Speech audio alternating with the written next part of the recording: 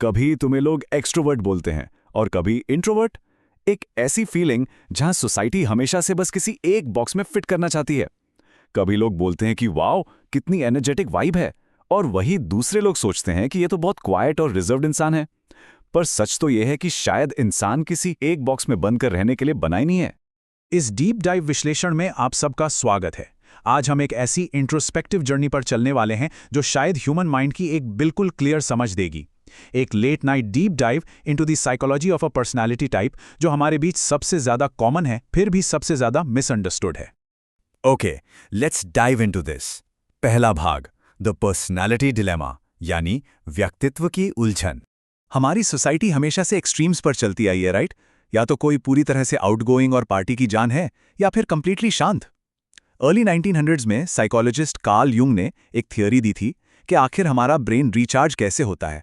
उन्होंने कहा कि एक्सट्रोवर्ट्स एक्सटर्नल स्टिमुलेशन से एनर्जाइज होते हैं, जबकि इंट्रोवर्ट्स इंटरनल रिफ्लेक्शन से। एक क्लासिक एलिवेटर सिनेरियो ही ले लीजिए। अगर एलिवेटर में अनजान लोग हैं तो एक एक्सट्रोवर्ट उनसे बात करना शुरू कर देगा क्योंकि वहां से उन्हें एनर्जी मिलती है। वहीं एक इंट्रोवर्ट सिंपली अपने ईयरफोन्स लगा लेगा। दोनों एक्सट्रीम्स बिल्कुल क्लियर हैं। लेकिन अगर कोई इन दोनों में से किसी एक में कंप्लीटली फिट ना हो तो क्या?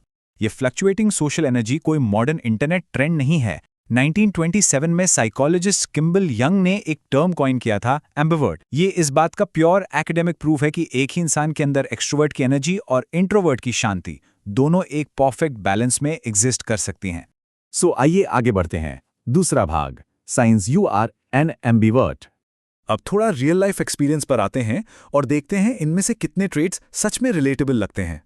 पहला साइन, सोशल इंटरैक्शन बहुत पसंद होना पर अकेलेपन की भी उतनी ही जरूरत महसूस करना। इमेजिन कीजिए, फ्राइडे रात को अचानक दोस्तों का एक लास्ट मिनट इनवाइट आता है। एक एक्सट्रोवर्ट ऑटोमेटिकली यस बोलेगा, एक इंट्रोवर्ट तुरंत नो। पर एक एम्बीवर्ट का दिमाग प्रोज और कॉन्स वे करता है। कहाँ जा रहे हैं, कौन आ रहा है, क्या अंदर इतनी सोशल एनर्जी बची है? ये तुरंत यस या नो ना बोल पाना लिटरली एक सबसे बड़ा साइन है। दूसरा पॉइंट, और बताओ सब ठीक, मौसम कैसा है? ऐसी सुपरफिशियल और स्मॉल टॉक एक एम्बिवर्ट को कंप्लीटली ड्रेन कर देती है।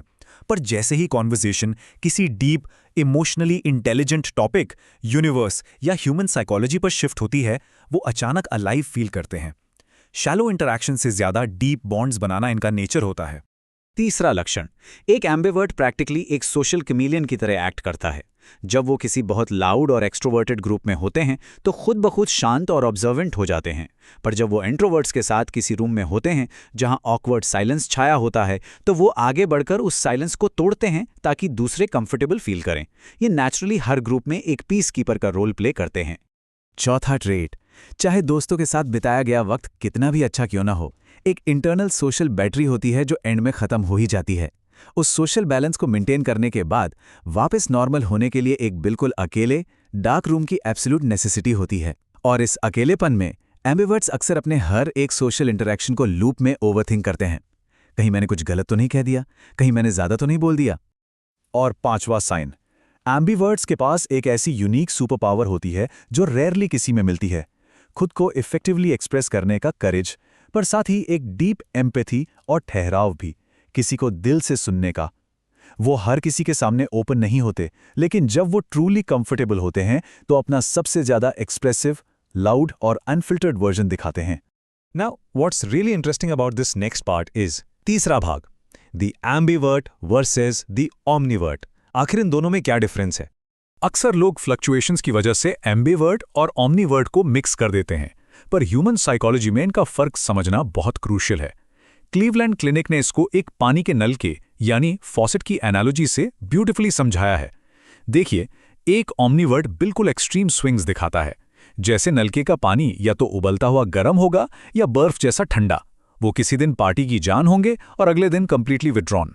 पर दूसरी तरफ एक एम्बिवर्ट एक perfectly balanced mildly warm mix maintain करता है।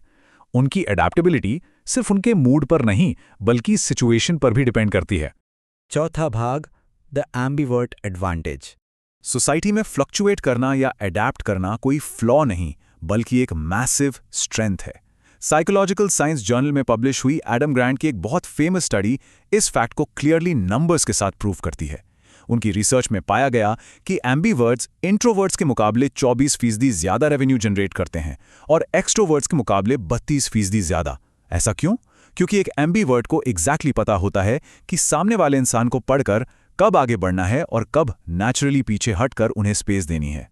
हार्वर्ड बिजनेस रिव्यू की स्टडी ने भी इसी बात को स्ट्रांगली बैक किया है। एम्बीवर्ट लीडर्स नेचुरली ब्रिलियंट होते हैं।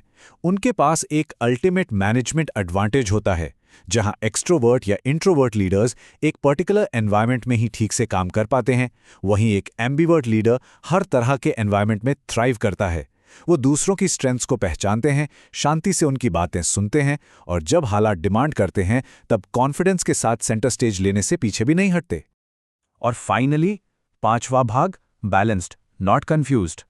हम इस सिनेमैटिक और इंट्रोस्पेक्टिव जर्नी के आखिर में आ गए हैं।